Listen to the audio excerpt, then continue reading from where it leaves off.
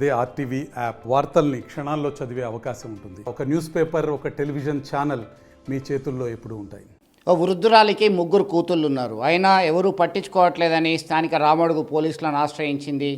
పోలీసుల సహాయ సహకారాలతో స్పందన అనే ఆశ్రమ నిర్వాహకులు గత కొంతకాలం నుంచి వారి వద్దే ఆశ్రయం ఇచ్చారు. అనారోగ్యానికి గురి అయి ఆమె మృతి చెందిన విషయం విషాదాన్ని నింపింది. అయితే ఎవరు కూతుళ్ళు పట్టించుకోకపోవడంతో సభ్య సమాజం అంతా కూడా ఎటు పోతుంది అనేటువంటి ఆలోచనలో విచారం వ్యక్తం చేస్తున్నటువంటి పరిస్థితి. ప్రస్తుతం మనతో మాట్లాడడానికి రామడుగు ఎస్హెచ్ఓ ఉన్నారు. సో చెప్పండి, ఎప్పుడు జరిగింది ఘటన, మీ దగ్గరికి ఎప్పుడు వచ్చింది, ఏం జరిగింది అసలు? ఈమె గత ఒక 15 రోజుల క్రితం మా పోలీస్ స్టేషన్కి రావడం జరిగింది. తన కూతురు దగ్గరనే ఉంటున్నా ప్రజెంట్. వాళ్ళతో కొంత గొడవ అయ్యి నేను మళ్ళీ నన్ను ఎవరు పట్టించుకోవడం లేదని మా పోలీస్ స్టేషన్కి ఆశ్రయిస్తే మేము వాళ్ళ 3 కూతుర్లకు కూడా మేము కాల్ చేయడం జరిగింది. బట్ వాళ్ళు ఎవరు స్పందించలేదు. తను ఇంట్లో గొడవ పెట్టుకొని వచ్చింది, మేము చూసుకుంటున్నాం కానీ తిరిగి రమ్మని చెప్పి ఆమె రావట్లేదని చెప్పి వాళ్ళు కూడా చెప్పడం జరిగింది.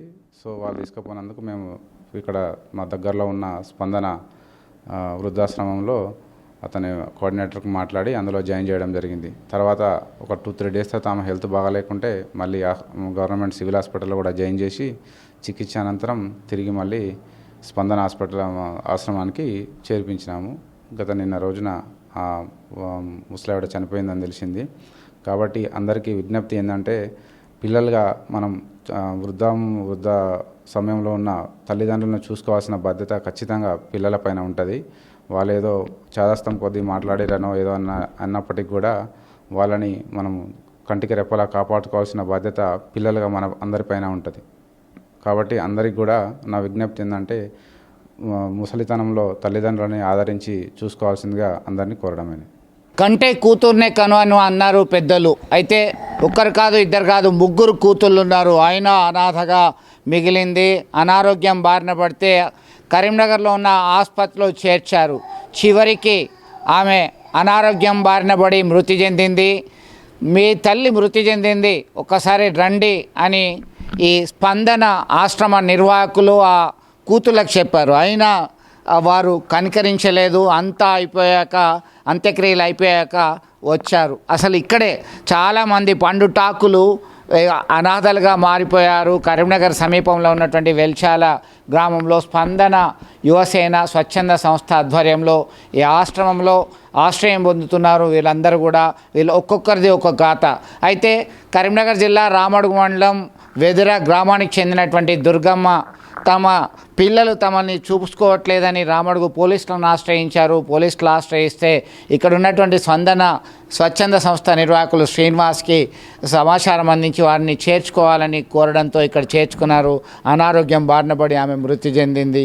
కన్న కూతులు ఎవరు పట్టించుకోకుంటే వీరే అంత్యక్రియలు నిర్వహించారు. అసలు ఏం జరిగింది, మనతో మాట్లాడడానికి శ్రీనివాస్ ఉన్నారు. శ్రీనివాస్, చెప్పండి, ఏం జరిగింది అసలు?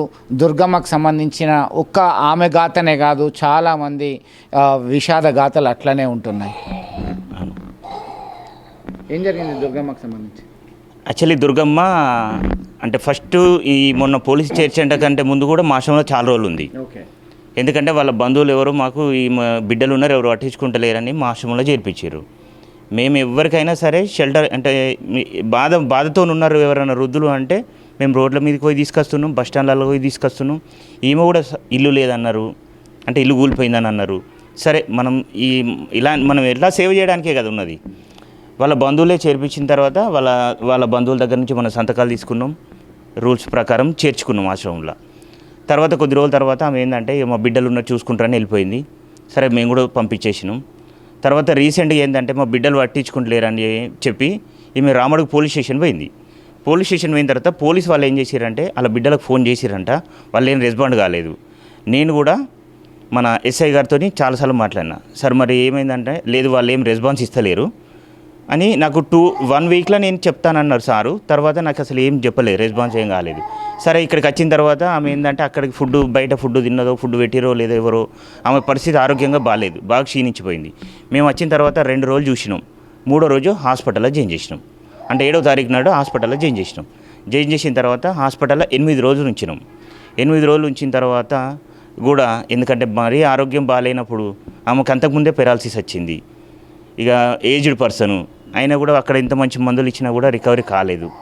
మన దగ్గరికి వచ్చిన తర్వాత ఒక వారం రోజుల వరకు, మ్యాక్సిమం ఒక 1 డే అటు ఇటు, వారం రోజుల వరకు ఆమె నిన్న మార్నింగ్ 4 గంటలకు చనిపోయింది. చనిపోయిన తర్వాత ఫస్ట్ మేము వాళ్ళ బిడ్డలకు ఫోన్ చేసినాం. అంటే అందరి నెంబర్లు కూడా మా దగ్గర లేవు. మా దగ్గర ఫస్ట్ అయితే ఎవరైతే చేర్పించారో నేను ఆయనకు ఫోన్ చేసిన, ఇన్ఫర్మేషన్ ఇచ్చిన. మరి ఆ రోజు మీరు చేర్పించారు కదా, తర్వాత ఇట్లా పోలీసు వాళ్ళు చేర్పించారు మీకు, మరి వాళ్ళ ఇన్ఫర్మేషన్స్ అయితే వాళ్ళకి సంబంధించిన వాళ్ళు అయితే మా దగ్గర డీటెయిల్స్ ఏం లేవు, మరి ఏమైనా ఉంటే చెప్పండి అని నేను ఆయనకు ఇన్ఫర్మేషన్ ఇచ్చిన తర్వాత సరే చెప్తానన్నాడు.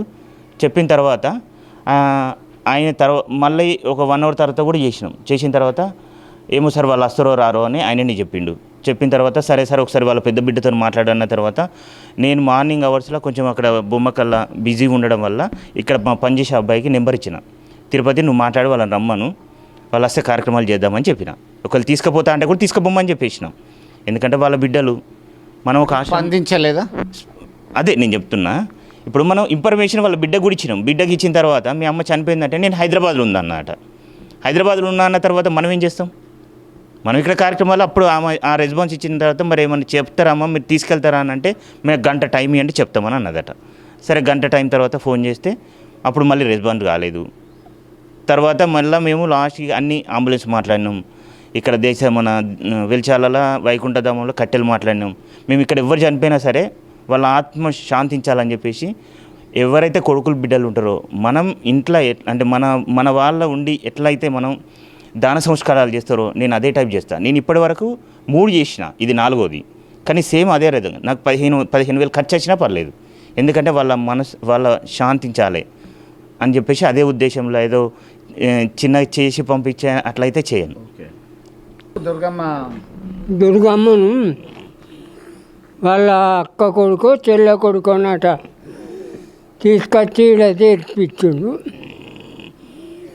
చేర్పించిండు ఉంచుకున్నాం. ఆమె కొంచెం మా బిడ్డలు ఉన్నారు, నా కొడుకులు ఉన్నారు అని మాట్లాడింది. కొన్ని రోజులకు 3-4 నెలల తర్వాత మా బిడ్డలు ఉన్నారు పోతా అని పోయింది. పోయి పెద్ద బిడ్డ దగ్గరికి పోయిందో ఎక్కడికి పోయింది, కొట్టిందని మళ్ళీ పోలీస్ స్టేషన్కి పోయిందట రామడుగు. వాళ్ళు తీసుకొచ్చి మళ్ళీ చేర్పించిన వాళ్ళు ఆమె ఆరోగ్యం మంచిగా లేకుండే 2-3 రోజులకు హాస్పిటల్లో చేర్పించిండు. ఆడ ఉండి ఆడ కూడా డాక్టర్లు రోజు ఫోన్ చేసేది సార్కు. సో చూశారు కదా, మొత్తం మీద ఇలాంటి దుస్థితి ఎవరికి రాకూడదు. 3 కూతుళ్ళు ఉన్నప్పటికీ అనాథగా అంత్యక్రియలు ఒక స్వచ్ఛంద సంస్థ నిర్వాహకుల చేత చేయాల్సిన పరిస్థితి రావడము, ఇలాంటి పరిస్థితి చాలా వస్తున్నాయి. అయితే సీనియర్ సిటిజన్స్ యాక్ట్ ఉంది, దాన్ని అమలు చేసి కఠిన శిక్షలు విధిస్తున్నారు పోలీసులు. ఇప్పటికే కొన్ని సందర్భాల్లో యాక్షన్ తీసుకుంటున్నారు. ఇలాంటి ఘటనలు పునరావృతం కాకుండా చూడాల్సిన బాధ్యత ప్రతి ఒక్కరిపైన ఉంది. వీడియో జర్నలిస్ట్ సుమంత్తో కలిసి చంద్రశేఖర్, RTV. సో కరీంనగర్ స్పందన స్వచ్ఛంద సంస్థ ఆశ్రమం నుంచి. మరిన్ని వీడియోస్ కోసం ఛానల్ ని సబ్స్క్రైబ్ చేయండి. లేటెస్ట్ అప్డేట్స్ కోసం వాట్సాప్ ఛానల్ ని ఫాలో చేయండి. అండ్ లింక్ డిస్క్రిప్షన్ లో ఉంది.